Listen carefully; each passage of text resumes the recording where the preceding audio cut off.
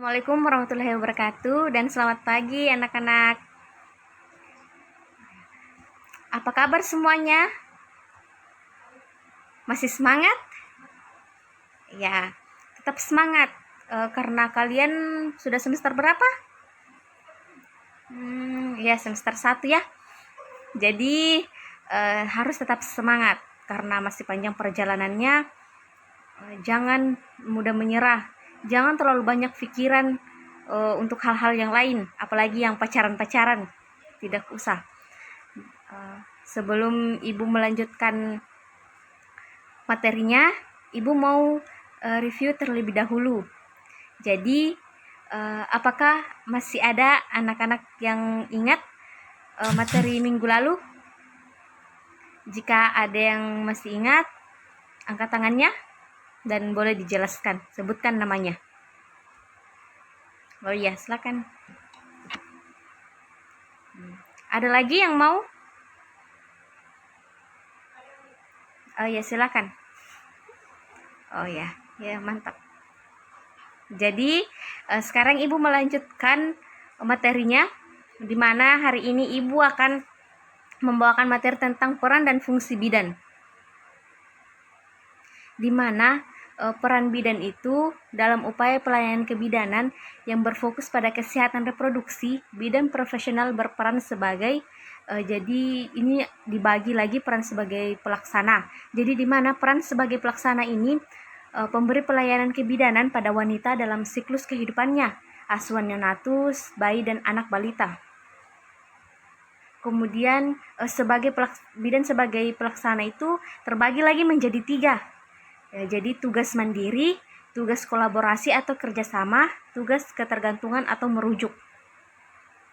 Di mana tugas mandiri itu menetapkan manajemen kebidanan pada setiap asuhan yang diberikan, memberikan pelayanan dasar pada anak remaja dan wanita pranikah dengan melibatkan klien, memberikan askep kepada klien selama kehamilan normal. Kemudian memberikan asuhan kepada kebidanan kepada klien dalam masa bersalin dengan melibatkan klien atau keluarganya. Memberikan asuhan kebidanan pada bayi berlahir, memberikan asuhan kebidanan pada klien dalam masa nifas dengan melibatkan klien atau keluarganya. Kemudian memberikan asuhan kebidanan pada wanita usia subur yang membutuhkan pelayanan keluarga berencana, kemudian memberikan asuhan kebidanan pada wanita gangguan sistem reproduksi dan wanita dalam masa klimakterium dan menopause. Jadi peran bidan ini bukan hanya sampai pada ibu hamil saja, tidak. Jadi dari ibu ini melahirkan, dari bayi sampai menopause itu selama menjadi wanita, berarti itu tugas dan perannya bidan untuk menjaga wanita. Kemudian memberikan asuhan kebidanan pada bayi, balita dengan melibatkan keluarga. Jadi yang kedua ini tugas kolaborasi atau kerjasama. Jadi di mana tugas kolaborasi atau kerjasama itu menerapkan manajemen kebidanan pada setiap asuhan kebidanan sesuai fungsi kolaborasi dengan melibatkan klien dan keluarga. Memberikan asuhan kebidanan pada ibu hamil dengan risiko tinggi dan pertolongan pertama pada kegawat yang memerlukan tindakan kolaborasi. Kemudian yang ketiga, memberikan asuhan kebidanan pada ibu dalam masa persalinan dengan risiko tinggi dan keadaan kegawat yang memerlukan pertolongan pertama dengan tindakan kolaborasi dengan melibatkan memberikan asuhan kebidanan pada ibu dalam masa nifas dengan risiko tinggi dan pertolongan pertama dalam keadaan kegawat daruratan yang memerlukan tindakan kolaborasi dengan klien dan keluarga. Memberikan asuhan kebidanan pada bayi berlahir dengan risiko tinggi dan yang mengalami komplikasi serta kegawat daruratan yang memerlukan pertolongan pertama dengan tindakan kolaborasi yang melibatkan klien dan keluarga. Jadi sangat penting kolaborasi klien dengan keluarga. Kemudian memberikan asuhan kebidanan pada balita dengan risiko tinggi dan yang mengalami komplikasi serta kegawat daruratan yang memerlukan tindakan kolaborasi dengan melibatkan keluarga. Kemudian yang ketiga ini, tugas ketergantungan atau merujuk. Jadi di mana tugas dan ketergantungan atau merujuk ini menerapkan manajemen kebidanan pada setiap asuhan kebidanan sesuai dengan fungsi keterlibatan klien dan keluarga, memberikan asuhan kebidanan melalui konsultasi dan rujukan pada ibu hamil dengan risiko tinggi dan kegawat daruratan, memberikan asuhan kebidanan melalui konsultasi dan rujukan pada masa persalinan dengan penyulit tertentu dengan melibatkan klien dan keluarganya, memberikan askep melalui konsultasi dan rujukan pada ibu dalam masa nifas dengan menyulit tertentu dengan kegawat daruratan dengan melibatkan klien dan keluarga.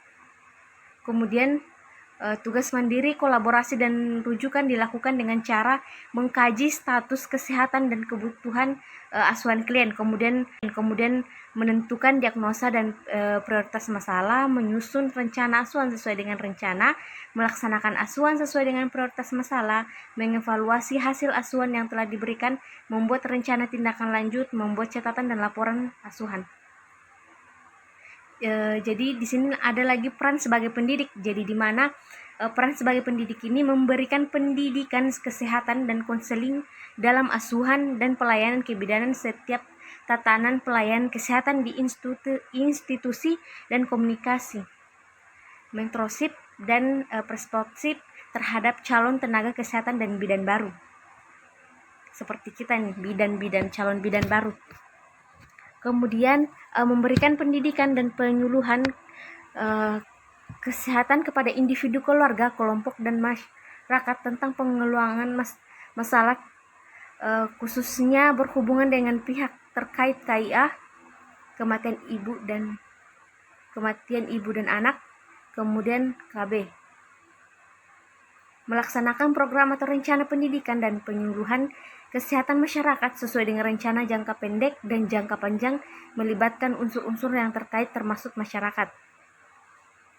Kemudian peran sebagai pengelola, di mana peran sebagai pengelola ini mengembangkan pelayanan dasar kesehatan terutama pelayanan kebidanan untuk individu, keluarga, kelompok khusus dan masyarakat di wilayah kerja dengan melibatkan masyarakat atau klien, kemudian berpartisipasi dalam tim untuk melaksanakan program kesehatan dan sektor lain di wilayah kerjanya.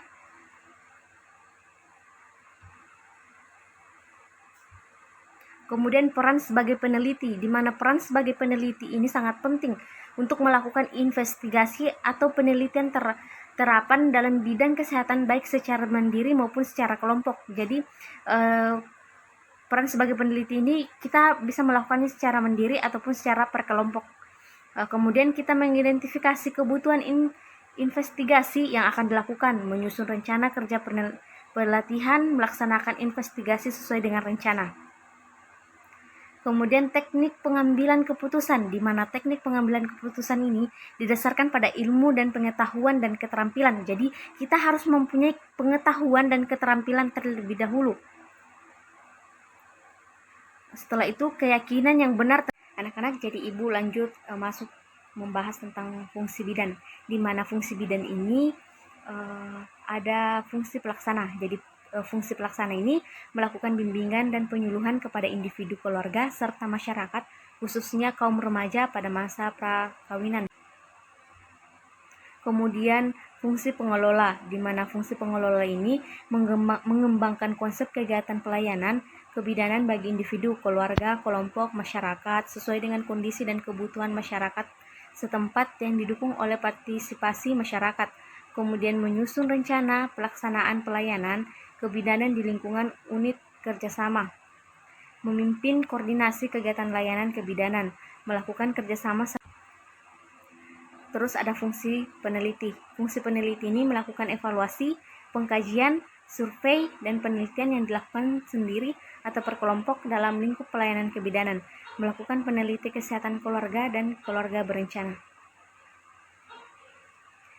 Ya anak-anakku, itu materi tentang peran dan fungsi bidan. Jadi kepada anak-anakku sekalian, kalau masih ada yang kurang dimengerti atau ada yang ingin ditanyakan kepada ibu, silakan bertanya. Sudah tidak ada yang ingin bertanya lagi, karena waktu ibu juga sudah selesai. Hari ini cukup sampai di sini perkuliahannya. Kalau nanti ada yang kurang dimengerti bisa chat pribadi Ibu. Cukup sampai di sini untuk materi hari ini. Semoga kita sehat-sehat selalu. Kita bisa bertemu minggu depan dengan materi yang berbeda. Assalamualaikum warahmatullahi wabarakatuh dan selamat pagi.